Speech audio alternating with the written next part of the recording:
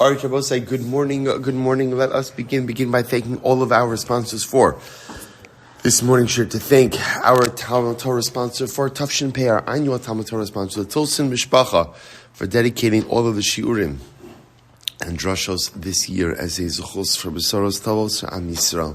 And our Talmud Torah sponsors for the month of Teves, Habalin, Latova, the Kelman Family, for dedicating all the shiurim and drashos this month in memory of Amit Ben David Levy, brother of Itay Levy, who was killed fighting in Gaza on the first night of Chanukah. We hope that in the merit of our Talmud Torah's Neshama Shav and Aliyah, the family in Chama, we hope that in the merit of our Talmud Torah, all of our hostages will come home with shalom and bekarov, and our holy soldiers will be successful. B'chol ma'aseh yedehem. But with that, let us begin. We have a lot to do today. Mamish a lot to do today. Today's daf is daf Lamed 30, but we are picking up in Be'ez Hashem on daf Choftes Amud Beis 29b, and we left off 4 lines down from the top. Hahu. We'll say, so remember again, interesting case over here. So remember again, let's just go like this. Reuven lends Shimon money, and now again, Reuven, of course, would like to collect. That's normally what happens. So what occurs? But Reuven wants to go ahead. Reuven does a little bit of a setup. And what he does is he hid witnesses behind the canopy of the bed. So he's having a conversation with Shimon. Shimon has no idea about what's going on over here. Reuven hides witnesses by the canopy of the bed. So what happened? So the Gemara says, Amarle, Manali biyadecha. So Reuven says, Shimon, do you owe me money? Amarle hein. Shimon says, yep, owe you $1,000. Amar, iri v'shachvi v'havalach sahadi. So he says, so Reuven says to Shimon, do you accept upon you that both the people who are awake and the people who are sleeping should be the witnesses? So Shimon now just got a hodah. He just got an admission. Reuven just got an admission from Shimon, but now he wants witnesses in order for that admission to be binding, as we spoke about yesterday. So he says, people are around, let anyone who's awake and anyone who's asleep witness this, with the hope that Reuven would agree to that, with the understanding that most people were asleep, and therefore, again, there really wouldn't be anything binding in his admission. Amrle lo. So to which Shimon said, nope, not agreeing to any type of witnessing of my admission. So Amar Rav Kahana, ha Amrle lo. Shimon says, okay, no is no.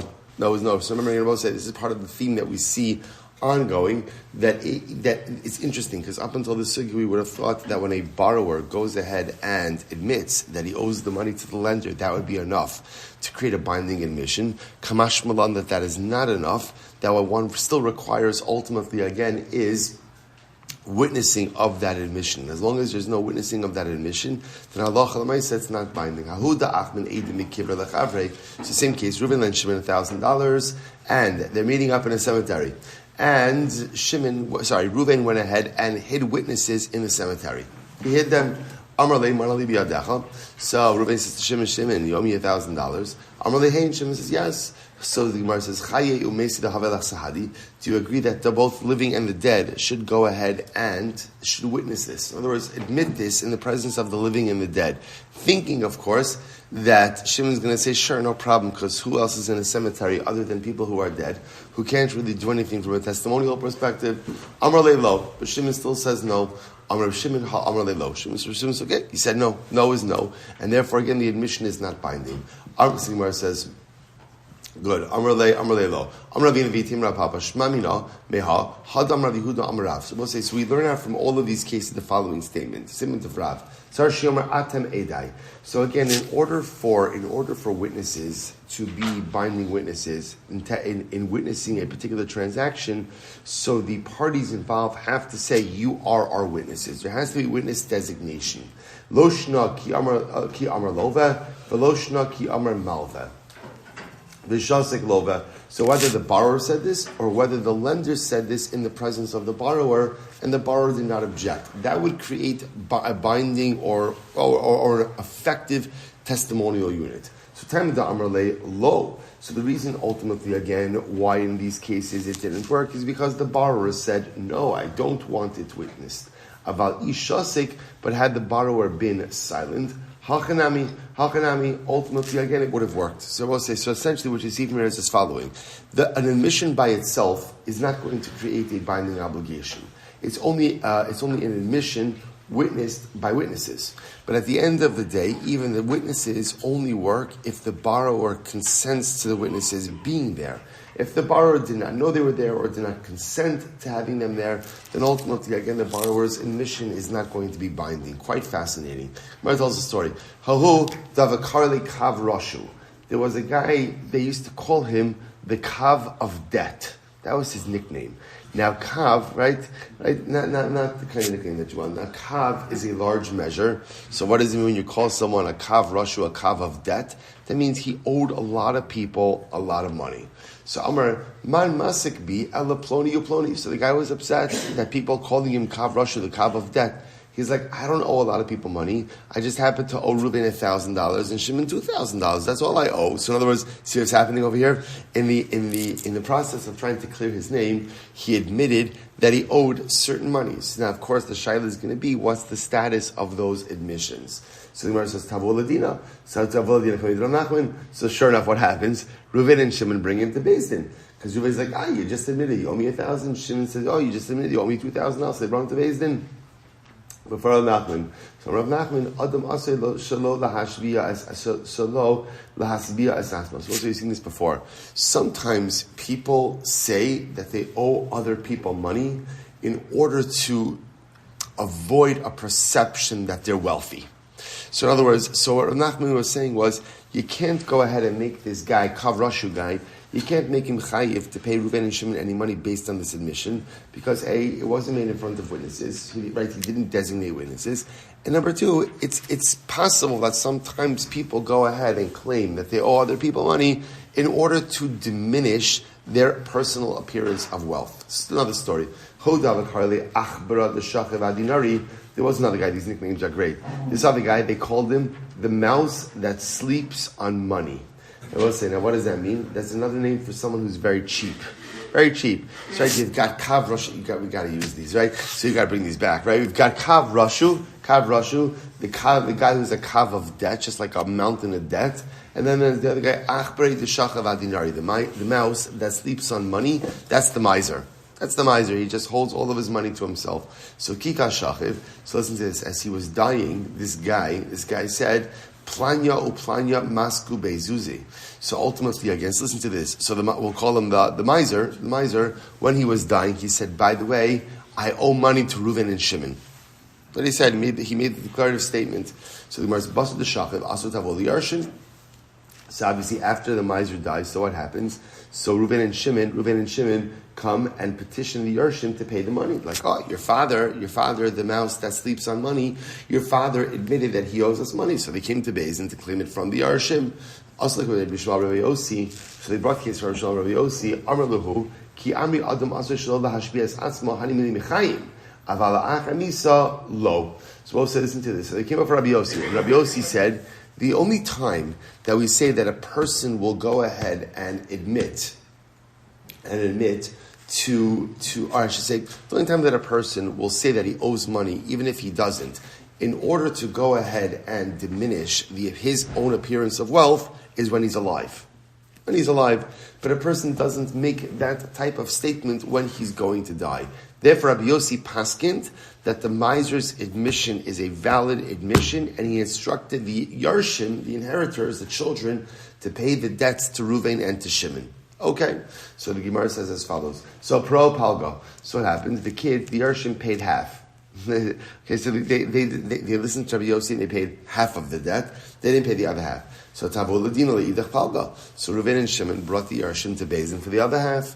So what happened? Also look at Rabbi Chia. This time they didn't come before Rabbi Yossi, they came before Rabbi Chia. It doesn't seem to be for any particular reason, just the way that it happened. So the Gemara says, Amar lahu kishim sha'adam asay shelo lahashbias atzmo, kach adam asay shelo lahashbias banav. Say Allah hasbias, sorry. So I will say, interestingly enough, this time Rabbi Chia paskin, no, it's not true. The same way that a person will say that he owes money to other people, not because he actually owes money, but only to diminish his own personal appearance of wealth, sometimes a person will do that for his kids also.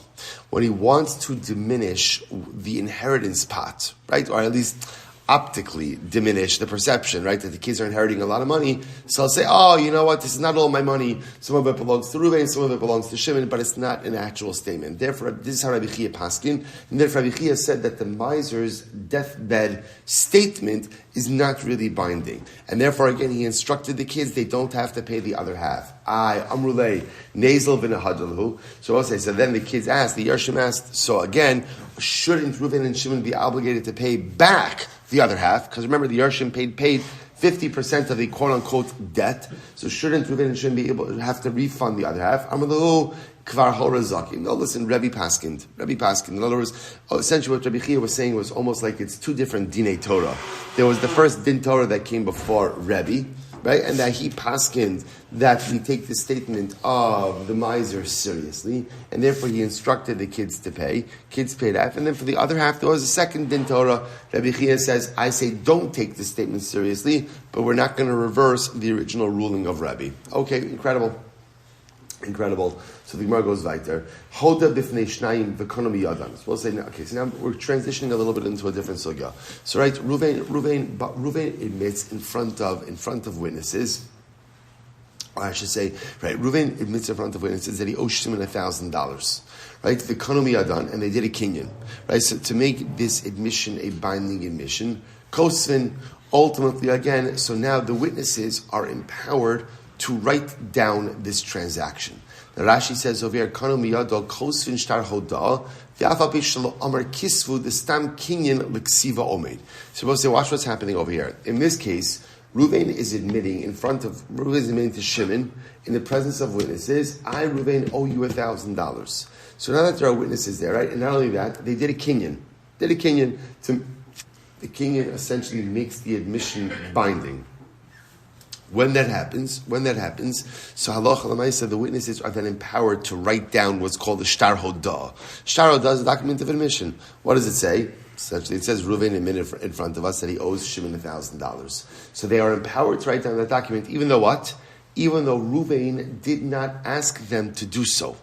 Right? Reuven didn't ask them to write down anything, but because there was a kinyan itself lends itself to be committed to writing. Incredible. But if he made this admission in front of three people, even if there wasn't a kinyan, so Rav Amar Kosvin. So Rav says, the witness, because now this is like a beis din in front of three, they can write it down even without a kinyan.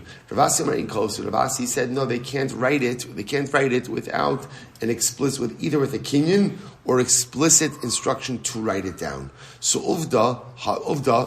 so this case happened. So I'll say, so now interestingly enough, in the case of where, let's just go through this again, in the case where Reuven is admitting his liability in front of two witnesses, and they make a kinyan to make his admission binding, everyone agrees that halacha l'maisa, that admission is committed to writing. Everyone agrees on that. Right? Then halacha l'maisa afterwards, what about in presence of three, where there was no kinyan? That's a machlokes. Rav says they can write down the transaction or write down the admission, and ultimately again Rav Asi says no, you can't. So when it says hava of the v'chashlei Rav lahad Rav Asi, so let's say one time this type of case happened, and Rav himself yielded to Rav Asi, and therefore again they did not write down shtar hodah.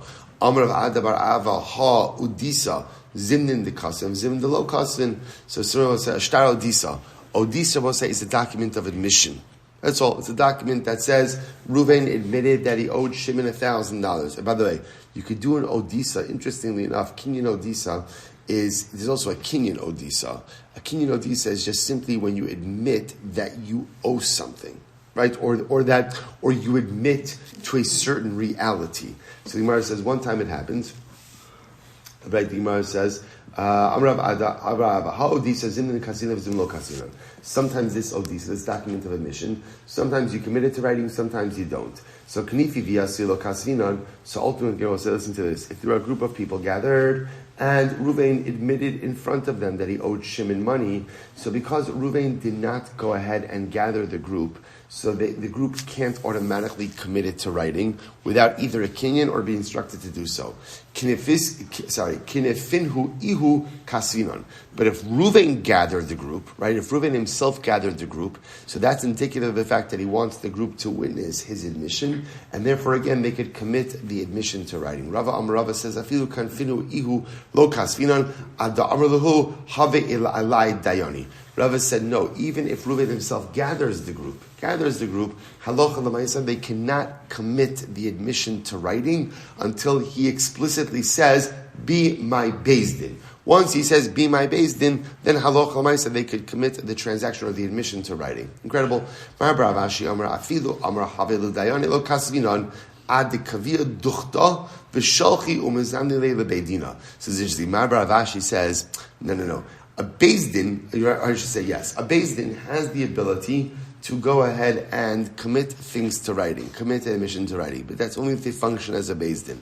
What's the definition of functioning as a beis din? They have an established place where they operate out of, right? They've gone ahead and summoned people to din. So that's a beis din. That's a beis din. And that type of beis din, when they go ahead and witness something, they have the right and the ability to commit something to writing. Let's say Reuven admits that he owes Shimon metaltlin. He admits that he owes him a watch. So what's the halacha? Ultimately, again, and Reuven did a kinyan, that can be committed to writing. But if not, you can't go ahead and commit it to writing. What about by now? That's by metaltlin. What about karka? Right? Reuven admits that he sold Shimon a field. So now what happens? And there was no accompanying kinyan to cement that admission. Can that transaction be committed to writing? So I just want to point out to you what the intent, what the tension is over here, and it's quite fascinating because intuitively you see this stuff and you're wondering why are we even having this discussion?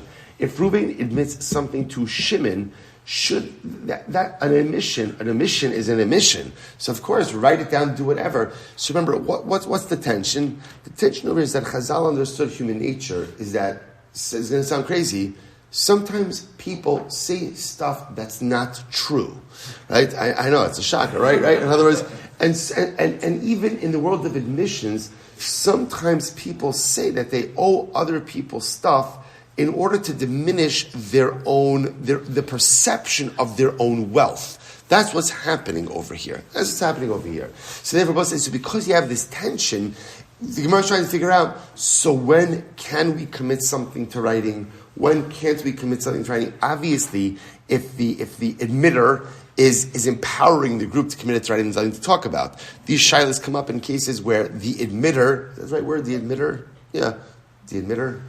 The person making the admission, okay, yeah, the admitter right, is not saying anything. What do we do in those cases? So that's our vimlav inkosin. So what happens if again Reuven admits that he owes Shimon money, and ultimately again Stephen, you can come up here. That's all right. You're not sitting back over there. Right? So now what happens? So what happens if Reuven went ahead and admitted to Shimon that he owes him karka, but ultimately again no kinyan was done.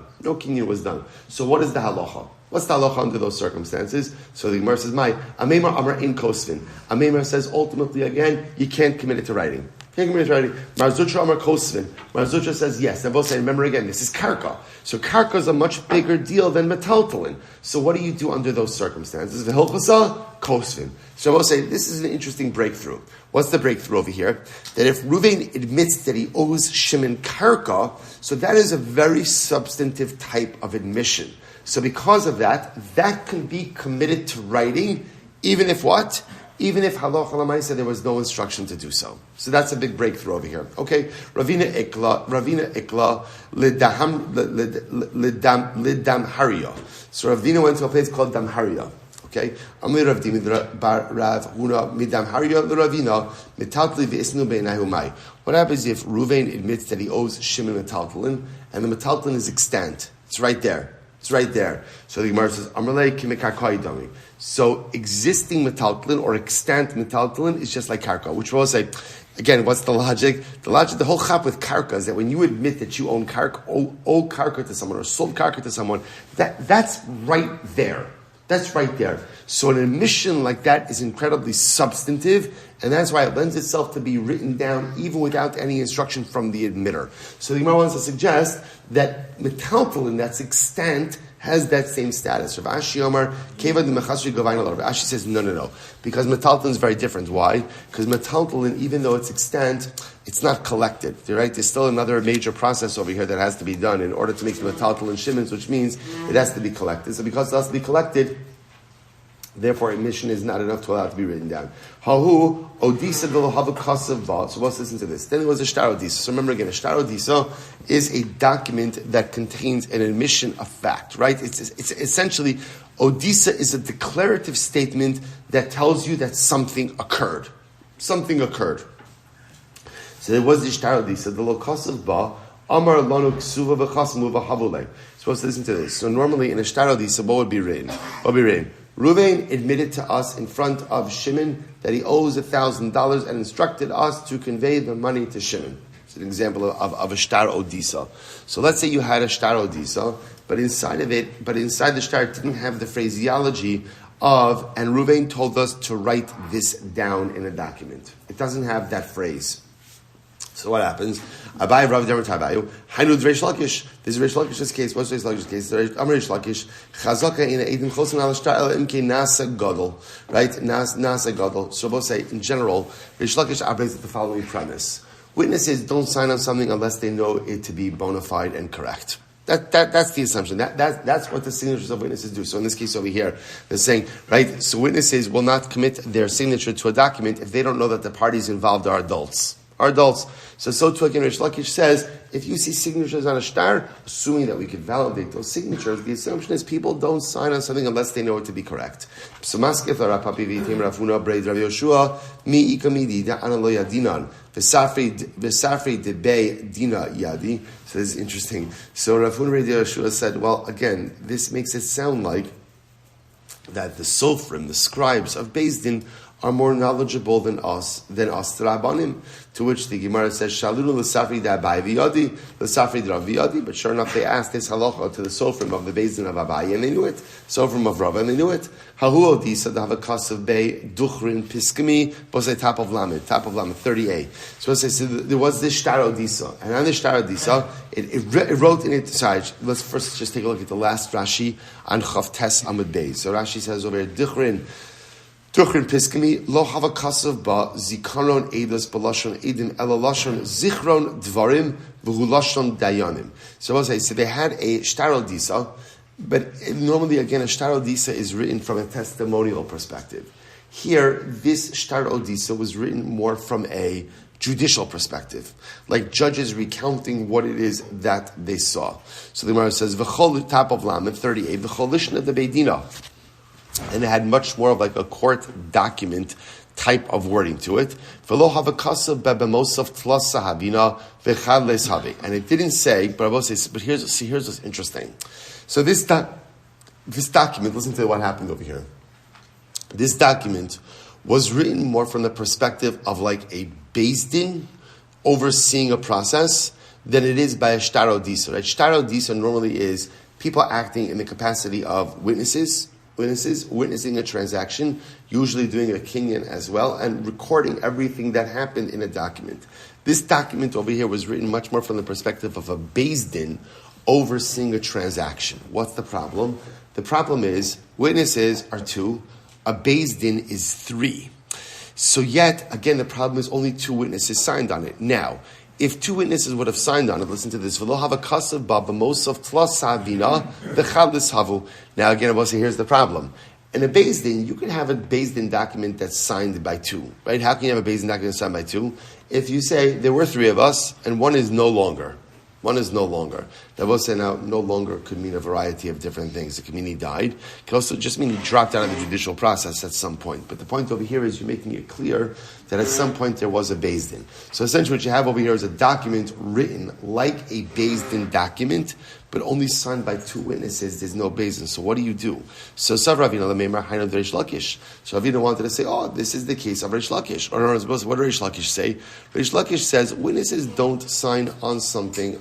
People don't sign on stuff unless they know that it is bona fide and correct. Now, in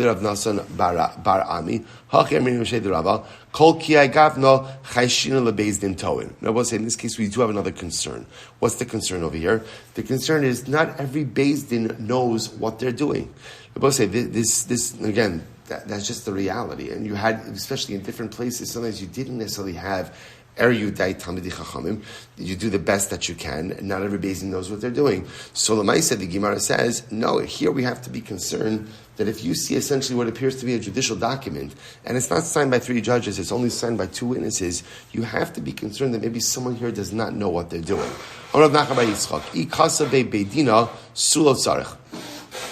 If ultimately, again, it says Beidina, it says a Beis Din, then ultimately, again, nothing else is going to be necessary.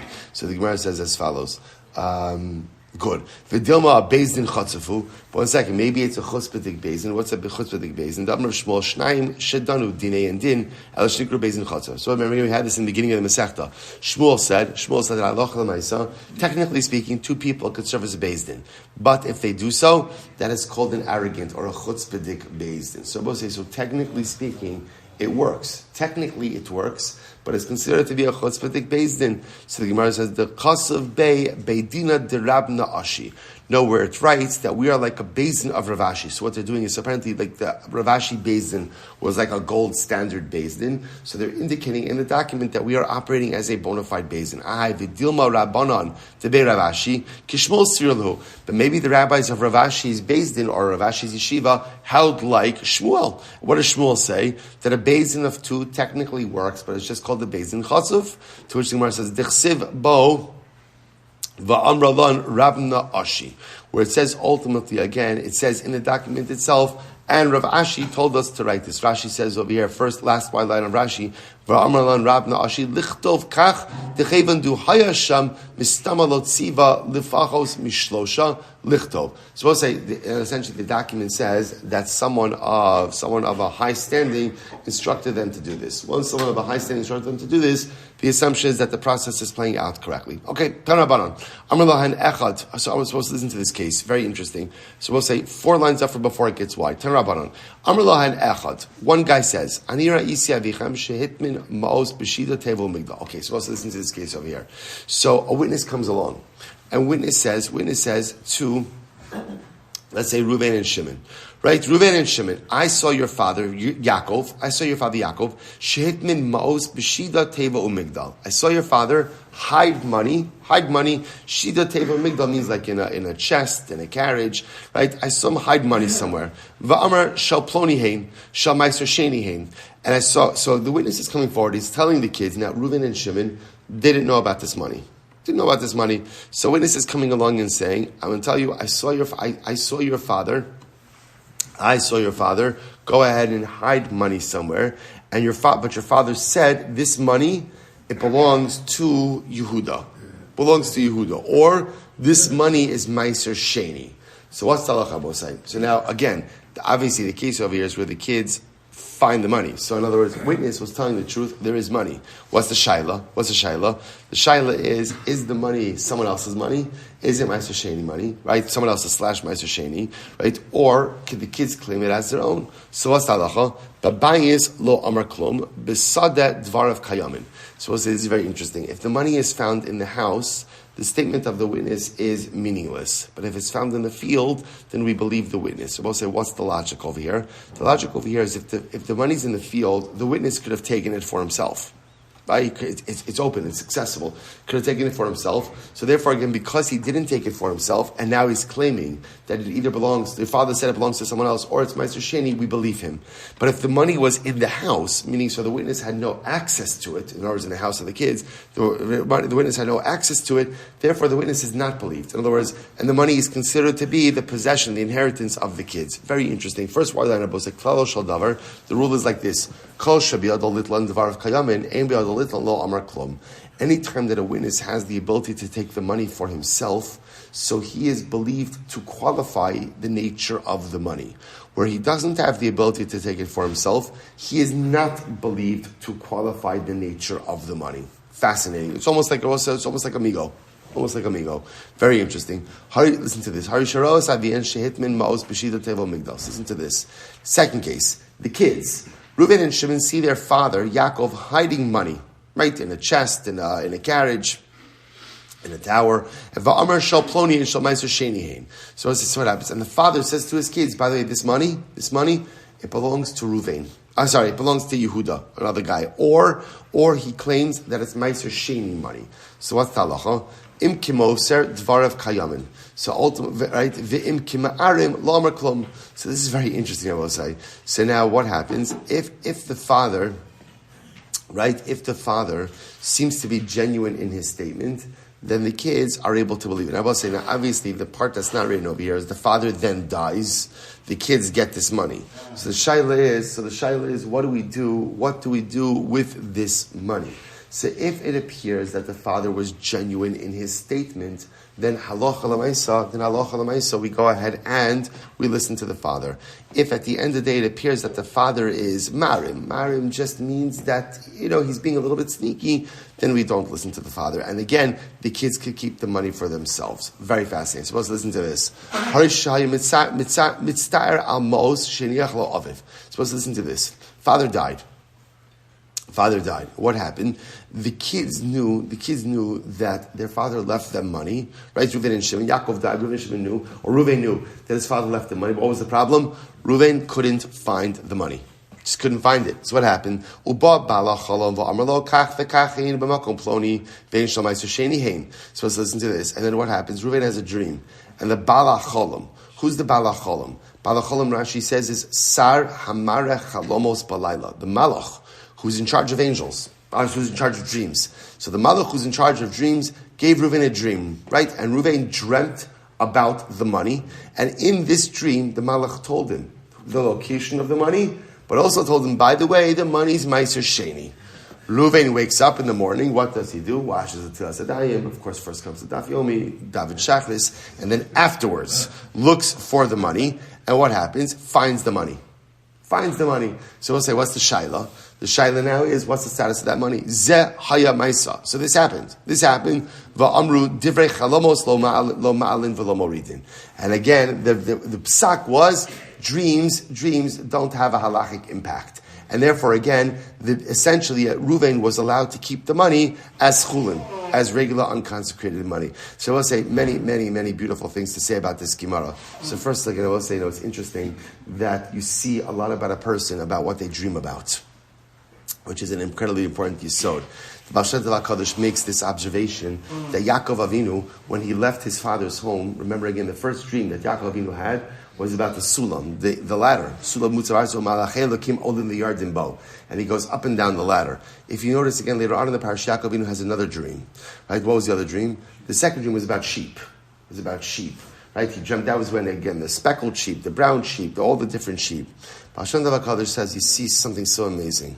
Same person, in the beginning of the parish, was dreaming about malachim, dreaming about angels, spiritual ascension, going up and down the ladder. And by the end of the dream, what is he dreaming about? By the end of the parish, he's dreaming about money. Dreaming about money. So Hashem HaKadosh says, this, what do you attribute this distinction to? Lavan. This is what happens when you put yourself in negative circumstances. Yaakov Avinu had no choice. He had to be there. But you see the impact of your surroundings on you. When he's in the house, when he's growing up in the house of Yitzchak Avinu, his father, he dreams about spiritual greatness. When he's living in the house of Lavan for over 2 decades, his dreams fundamentally change to monetary greatness. I will say, so just an incredible use of sometimes what we dream about says a lot, obviously, again, especially if you go with the idea, dreams are a manifestation of our subconscious, a lot of the stuff that we actively suppress throughout the day. It is interesting to see kind of what comes out when the mechanisms of suppression are no longer there. What do you dream about? What is rattling around in your subconscious? What's the stuff that you aspire to when all of your suppression mechanisms are no longer there? Tremendous litmus test of where we're holding in life. But I will say, but ultimately that last statement is so incredible. Divrei chalomos lo ma'alin v'lo moridin. Dreams essentially are meaningless, right? They're not beneficial, they're not detrimental, they're nothing. They'll say, how can you say that? Dreams are so beautiful and dreams are so incredible and dreams are the very engine for accomplishment, but that's just it. Dreams are only meaningful if they lead to accomplishment. The problem with dreams is so often in life they just remain divrei chalomos. That's what the Gemara is saying. Divrei chalomos. If all you have are dreams, if that's all you got, if all you have are divrei chalomos and no action, I've never translated my dreams into something concrete. Lo ma'alin v'lo moridin. It's nothing. It's nothing. It's not bad. It's not bad, but it's also not good. If divrei chalomos turn into maisim tovim, right? If your dreams turn into concrete activity, that is profound. But if my dreams always remain simple divrei chalomos, just understand it's very nice, but lo ma'alin v'lo moridin. It does not move the needle on your life at all. Incredible. Incredible. Okay, let's go back there. Shtaymo Muzakai. Suppose I remember again, the Mishnah then said, where was the Mishnah? It's like a blur. All right, Baruch Hashem. Okay, there was a Mishnah. There was a Mishnah, right? In the Mishnah, where was it? Oh, just a page back? Yeah, thank you. Thank you, right? So remember again, the Mishnah said as follows. So the Mishnah said, I'm resisting the reality that pretty sure I actually need glasses. But okay, I have good. So the Gemara says as follows. So what ended up happening? So the Gemara says, Beis Din reaches a verdict. Beis Din reaches a verdict. And then it says that, and then, good. Good. Ad Shomer for good. So after the whole right, Shnaim Omer Zaka, Vashnaim Omer good. Gamras Hadavar, so good. So what says the Gemara says over here. So they go through the entire process of adjudicating the case. So what happens? The Gemara says, Michtav Hechi Ksivi. So the Mishnah makes it sound like they write down the din. So what are they writing? The Gemara, Rabbi Yochanan Omer Zakai. So we'll say, what is the verbiage of a psak? So let's say again, Reuven comes in, Reuven and Shimon come to Beis Din. Reuven says, Shimon owes me $1,000. Shimon says, I owe you nothing. So let's say the Beis Din goes ahead and is split on their decision, but they ultimately end up siding with Reuven. So what's the halacha? So how do they write it? How do they write the shtar? So Rabbi Yochanan Amar Zakai, Rish Lakish Amar Ploni uPloni Mezakin, uPloni uPloni Mechayvin. So listen to this. So Rabbi Yochanan says all the statement writes is we find Reuven innocent. Okay, we'll call it innocent, or we side with Reuven. Rish Lakish says no. The document actually says some of the judges ruled in favor of Reuven, some of the judges didn't rule in favor of Reuven. Rabbi Elazar says, Midivreyan nizdake ploni. From their words, or midivreyan, based on the psak over here, from the words of the Dayanim, so Reuven has been found right. Suppose I say so machlokes in terms of the verbiage used by the document, the decision document.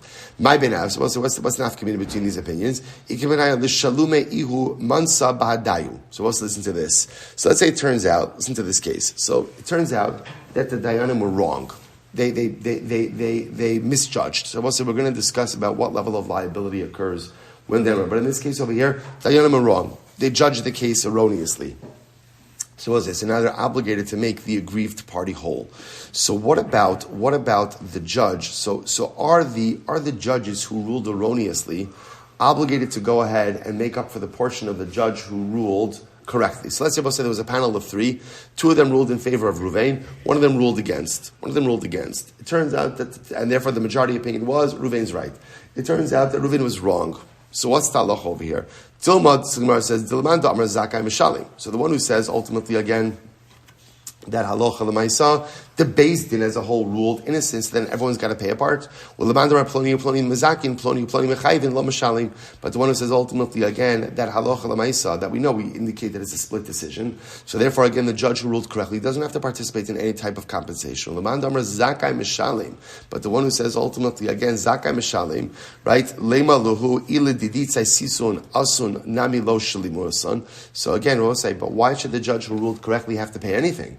At the end of the day, again, he could say to the guys, Chevra, had you listened to me, none of you would have to pay anything. So in other words, the judge who ruled correctly, why should he have to pay any type of damages to the aggrieved party? Ella ika benayu, here's the nafkamina, l'shalume inhu mansadidei. You're right. The judge who ruled correctly doesn't have to, judge who rules correctly doesn't have to pay at all.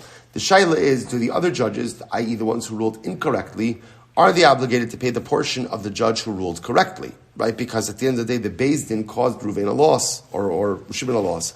So Laman Damar Zakai and Mishalmi. According to the one who says that the way we write the Psak Din is the Beis Din exonerated, which makes it sound like it's the whole Beis Din.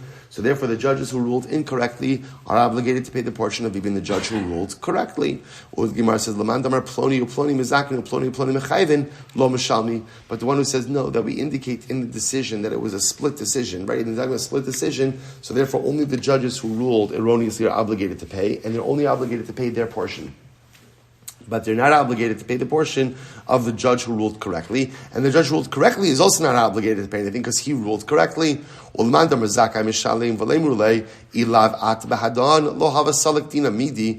will say it's interesting. The one who says that we just put it out, we put out the decision as a complete decision.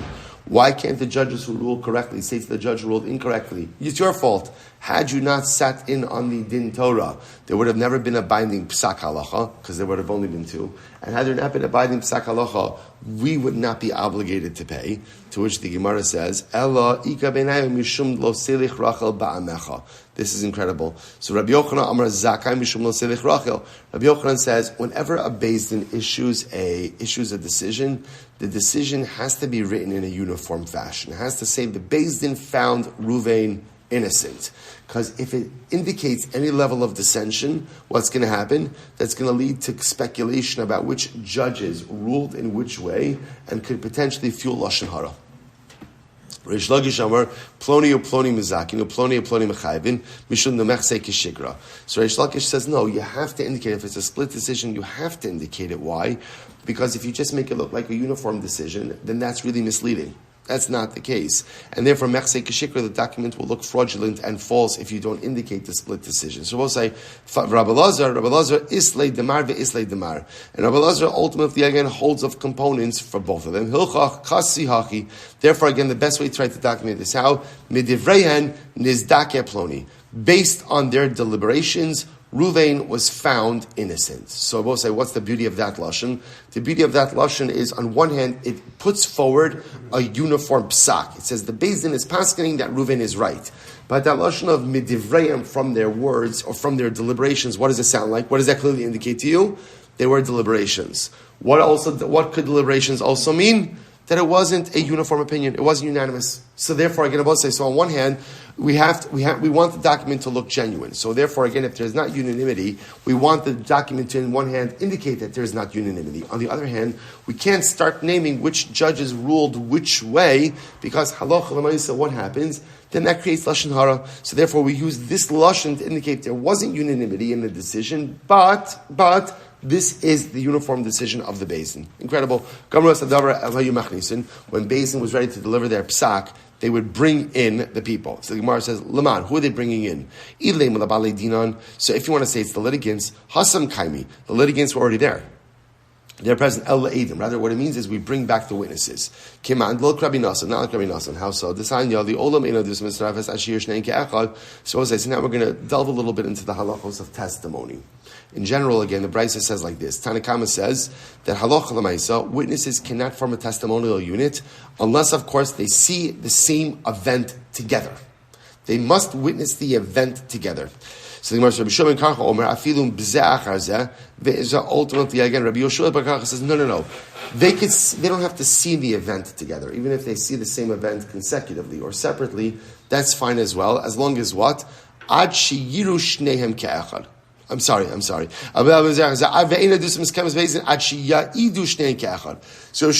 Yoshua Karcha says like this. They don't have to see the event together, but they must testify in Beis Din together. Okay, so interesting idea. They could see the same event separately, but they have to testify in Beis Din together. Rabbi Nassan says no. Omer shomen dvar shel zayom ukishel chaver lemachar shomen es dvar. Rabbi Shimon says no. They could even go ahead and come consecutively to Beis Din. So Rabbi says, so again, interesting machlokas here. So Tanakama, they have to see the event together. So if you have to see the event together, you shouldn't have to testify about it together. Rabbi Shimon Karcha, they don't have to see it together, but they have to testify about it together. Rabbi Nassan, they could even testify about it separately. So now the Gemara is suggesting, if the Mishnah is telling me that we bring the witnesses back together, that's not like Rabbi Nassan. Because according to Rabbi Nassan, you don't really need the witnesses to be together at all. To which the Gemara says, no, no, not true. When we say we bring them back into Beis Din for the verdict, who's the them? The them ultimately is the litigants. So the Gemara says, this is how, again, the tzaddikim of Yerushalayim used to do things. So we'll say this is how a Beis Din worked. Now, when it says Nikiyah Hadas refers to those people who wanted their processes to just be beyond reproach. Right? They wanted it to be good. So how did they do it? So they would bring in the Baalei Din, the litigants, Vishomin Divrayan, they would hear their words, Umachnisen Asa'ida Vishomin Divrayan, then they'd bring in the witnesses and hear their testimony, Umotzian Osan Lechutz, then they take everybody out of Beis Din. Vinosin Bedavar, ultimately again, the Dayanim themselves would go ahead and then kind of handle it, right? They'd go back and forth. So, and then ultimately again, when they finished their deliberations, they brought back in the Baalei Din. In other words, I will say, the Beis Din has to have an ability to go ahead and discuss the case. And the best way to do that, of course, is how? Not in the presence of the litigants. In other words, get all of your information and then do your deliberations in private. And when they finish their deliberations, bring back in the litigants. But we learn, but it says, the Brisa says, that when they would finish their deliberations, they'd bring back in the witnesses, not the litigants. That's not like Rabbi Nosson. Okay, so therefore Rabbi say again, it's not clear exactly who it is that we are bringing back, right? Bringing back. Now, it seems to be that the Rambam Paskin is like that Brisa, that the bringing back is a reference to the litigants, right? Because we don't really need the witnesses anymore. What we need now are the litigants. So again, bring in the witnesses, bring in the litigants, ask all the questions you need to ask, separately, right? But together. And then everybody's out, deliberations occur, then call back the litigants for the decision. Okay, so I will say now, the Gemara is going to jump back a little bit. So the Gemara says, Gufa, the olam einay do some starafes at shiru shneim ke'echad, v'yushom karch omra afilu b'ze'ach hazeh. So I'll say, so let's go back for just a moment. This was an interesting machlokes, right? So we had Tanakama and Rabbi Shmuel ben Karcha. Tanakama held, in order for witnesses to form together a testimonial unit, what has to happen? Halacha l'maisa, they have to see the event together. Rabbi Shmuel ben Karcha says, not at all. They could go ahead and what? Even see it. They don't have to see it together, but what? They have to testify together in Beis Din. So the Gemara says, what's the machlokes over here? What's the machlokes over here? Now, I will say, what's the machlokes over here? Ibaisim akravi, ibaisim svara. It could be about a pasuk, or it could be about logic. Ibaisim svara. So if you want to say it's a machlokes and logic, here we go. So the Gemara says, Amanad de kamasit hai, lo kamasit hai. Umanad de kamasit hai, lo kamasit hai. So ultimately, again, the Tanakama will say like this. How could two people form a testimonial unit if they're not witnessing the same event together? Because maybe at the end of the day, they're not even seeing the same event. In other words, the only way to know that witnesses are actually witnessing the same exact event is how? For them to actually see it together. Otherwise, for example, let's say again, right? They say we saw Reuven go ahead and lend Shimon money. Reuven lent Shimon money. So again, if they're not seeing it together, maybe Reuven made 2 loans to Shimon. Maybe it's 2 different transactions. How do you know? So the Gemara says as follows: V'idach, the other opinion will say, Amona ba'alma tarvayo kamasid. To which and again, so we'll say that's the Tanakamo. On the other, Rabbi Shmuel ben Karcha will say, no, we trust ultimately again that Allah Chalamaysa, they are testifying about the same laws. That's the Svara logic. So the Gemara says, the other possibility is Kra. It's based on a pasuk. What's the pasuk? Dichsev ate o ra'a o yada. Pasuk says he is a witness, and he saw, or he knew. Since the pasuk says ultimately again, lo yakum eid, a singular witness will not give testimony. Any other shu echad, I know that eid is singular. Why does it have to say echad? So Gemara says, matam echad ze bana av. This case of binyan av, say binyan av is like a paradigm. So Gemara says, kol makom shneimar eid hari kan shnayim. Whenever the Torah uses the word eid really refers to 2 witnesses. Ad she'yifrat lecha kasuv echad, until the Torah goes out of its way to tell you one.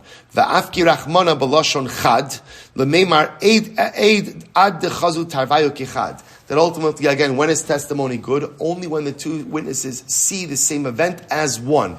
They witness it together. However, again, the Gemara says, v'idach v'hu eid ora o yada mikol makom. So therefore, I will say, halacha l'maisa, what we have over here is a fundamental machlokes. Now again, remember, the Gemara over here is not addressing Rabbi Nosson, because Rabbi Nosson was the 3rd opinion. But essentially what we have over here is the machlokes in the Tanakama and Rabbi Shmuel ben Karcha. Tanakama is saying witnesses only form together as a testimonial unit if they see the event together. Rabbi Shmuel ben Karcha, Even if they don't see it together, it's fine, as long as what? As long as ultimately, again, they testify together. Now, the Gemara said, what's the machlokes Tanakama and Rabbi Shmuel Silber?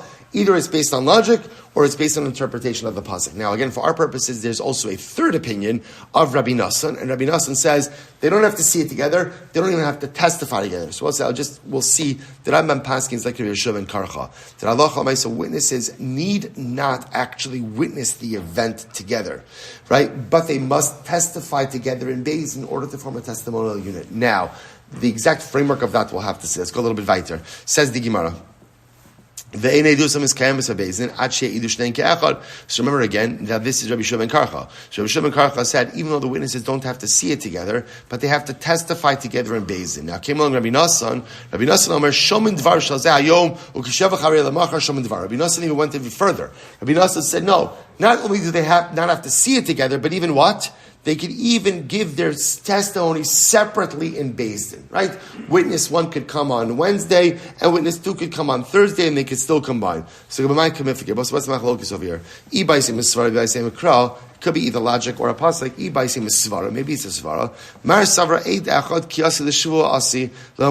So one opinion says, listen, whenever a singular witness comes, a singular witness at most is only coming to make someone chayav a shvuah. Right? But a singular witness can never generate a monetary obligation. And therefore, the first opinion will say, when an Eid Echad shows up in Beis Din, his power is capped at obligating someone in a shvuah, never to make them chayiv in money. V'idach atu ki asu bahadi hadadi bechad puma kamasid el mitzarfina lechu. So we'll say, so the other opinion will say, look, when two witnesses show up in Beis Din in general, are they talking out of one mouth? They're not talking out of one mouth. Each of them has their own mouth. And what do? We combine their statements. What does it matter if you combine two witnesses into a testimonial unit when they're showing up at the same time, or if they're showing up on consecutive days? So we'll say that's the svara. The other possibility is they're arguing on a pasuk. Kra. If a witness does not give his testimony, he will bear his iniquity. And everyone agrees that the halacha follows the Rabbanu arguing Rabbi Shmuel ben Karcha. Now again, let's say, now the Rabbanon hold that halacha l'maisa witnesses have to go ahead and see the same event together. Remember again, that's Rabbi Shmuel ben Karcha they were talking about before. Everyone agrees that the halacha follows Rabbi Shmuel ben Karcha. Right? So what's the machlokes over here? Do we compare the actual experiencing of the event with the giving over of the testimony? One opinion says we compare the giving over of testimony to the actual seeing of the event, and just like you have to see the event together, so too testimony has to be conveyed together. And the other opinion says no, we do not compare the witnessing of the event to the actual giving over of the testimony. Okay, Rabbi Shimon Yaakov, so we'll say another story. Rabbi Shimon Yaakov was supposed to say, so I just want to point out, so we are left here, and this is really fascinating, we're left here with our three-way machlokes, right? How does testimony work? Tanakama, witnesses have to see the event together and certainly testify about it together. Rabbi Shmuel ben Karcha, they don't have to see it together, but they have to testify together. And Rabbi Nassan, they don't have to see it together, and they don't even have to testify together. Three-way machlokes, and interesting enough, what we see is, what's at the root of the machlokes? Either svara, logic, or ultimately interpretation of a pasuk. All right, well, so you know what? We tried. We gave it a good. We're fine. We are right on target. Right on target. We're going to finish the Parak Emeres Hashem before Shabbos, and in some way, I want to say some good. We'll be fine. Shkach, we'll stop over here for today. Shkach, everyone. Maybe I'll record some of this and catch us up a little bit. We'll see. All right, Shkach, everyone. All right, everyone. Zoom. Have a great day.